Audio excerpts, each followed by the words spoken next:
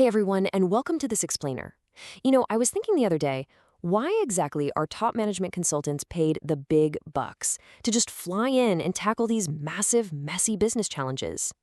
It's actually not just their specific industry knowledge, it's their highly efficient, structured way of thinking.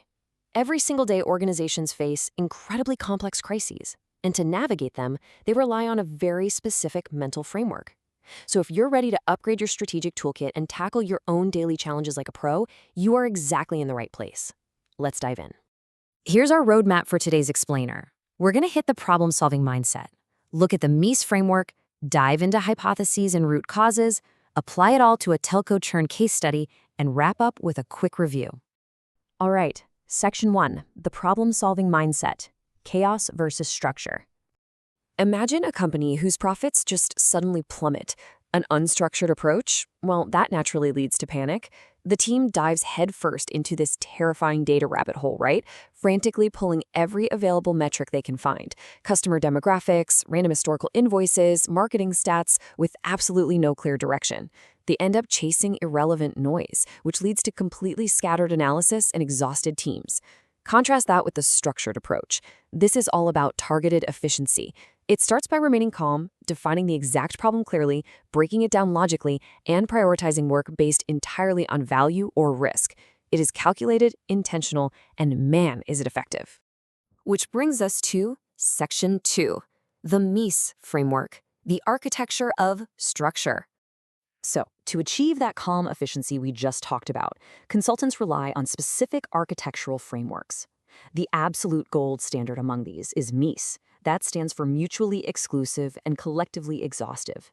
Basically, this framework forces you to take a massive, overwhelming total problem and break it down into distinct, non-overlapping parts. It literally takes the chaos of a business crisis and turns it into clean, manageable math. Think of MECE like sorting a giant box of mixed puzzle pieces into separate categorized piles. No single piece can fit into two different piles at the same time. That is the mutually exclusive part. It totally prevents double counting and redundant work. But when you step back and look at all those piles together, every single puzzle piece from the original box is completely accounted for. That is collectively exhaustive. You haven't left a single piece hiding under the couch. Let's look at a really simple business example. Say a store's profits suddenly drop. A MECE breakdown splits the problem into two distinct pillars: revenue decline and cost increase. Think about it. These two completely separate pillars don't overlap at all, yet together they completely account for any possible change in profit, right? There isn't some secret third reason why profit drops.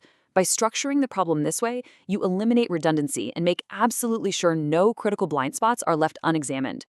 Moving right along to Section 3, hypotheses and root causes, methodologies in action.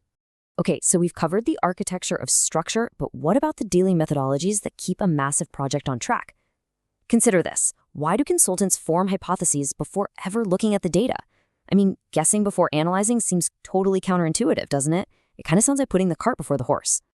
But actually, forming an educated guess early on builds your strategic roadmap. Imagine trying to solve a complex jigsaw puzzle without looking at the picture on the front of the box. You'd waste hours just aimlessly snapping pieces together. In consulting, a hypothesis is that picture on the box. It prioritizes your focus based on potential impact, so you only collect the targeted data you actually need to test those specific theories. This keeps you perfectly aligned with the core business goals instead of just drowning in an endless sea of spreadsheets. But wait, how do we ensure we're even solving the right problem?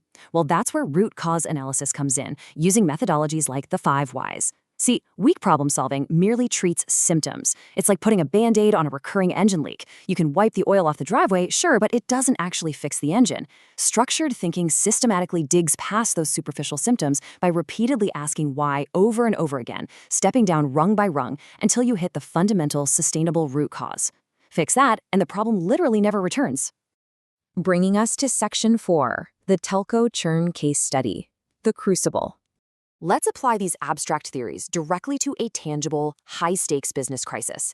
Imagine a major telecom provider is experiencing massive customer churn. People are just canceling their monthly service at an alarming rate. If you fall into the unstructured trap, you might just dump millions of rows of call logs, billing cycles, and demographics into an analytics platform, quickly getting totally overwhelmed by meaningless noise and false correlations. But the consultant's playbook? It takes a completely different path, executing a disciplined, targeted intervention. Let's watch how this builds across the 5 core steps of that playbook. Step 1, define the problem with absolute laser focus. Step 2, break it down cleanly into MECE buckets like product, service, or pricing. Step 3, develop hypotheses about what might be going wrong in those exact buckets.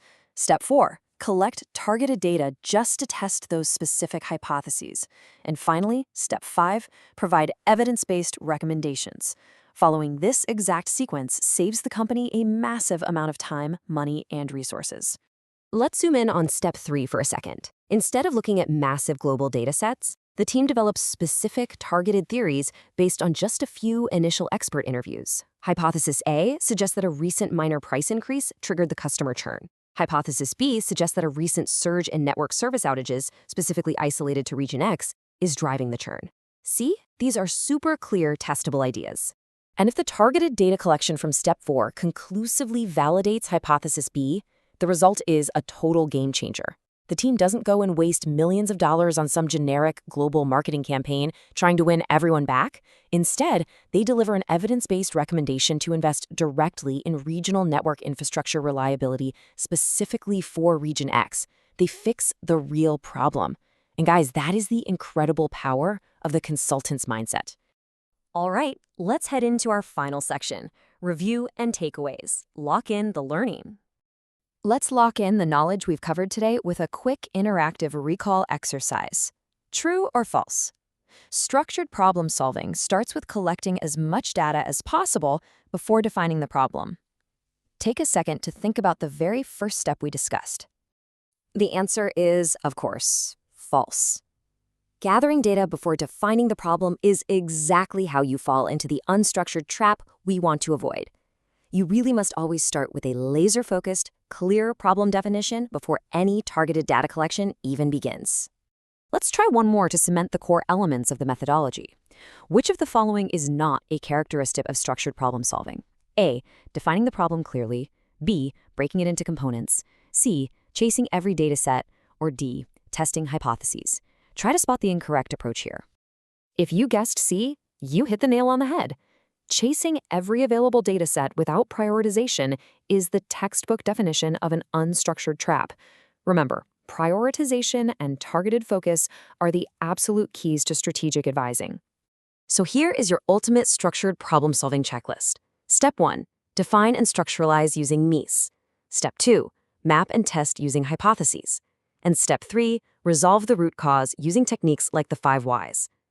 Mastering this 3-part checklist is what fundamentally elevates you from being just a basic data processor to a high-value strategic advisor who uncovers genuine, transformative business value. I want to leave you with a final thought to reflect on today. Are you currently treating symptoms with Band-Aids in your daily work, or are you actively digging for the structural root cause? I really challenge you to apply this consultant's mindset to your own workflow today. Because honestly, once you learn to see the matrix of a problem, there is absolutely no issue too complex to solve. Thanks for joining me for this explainer, and we'll see you next time.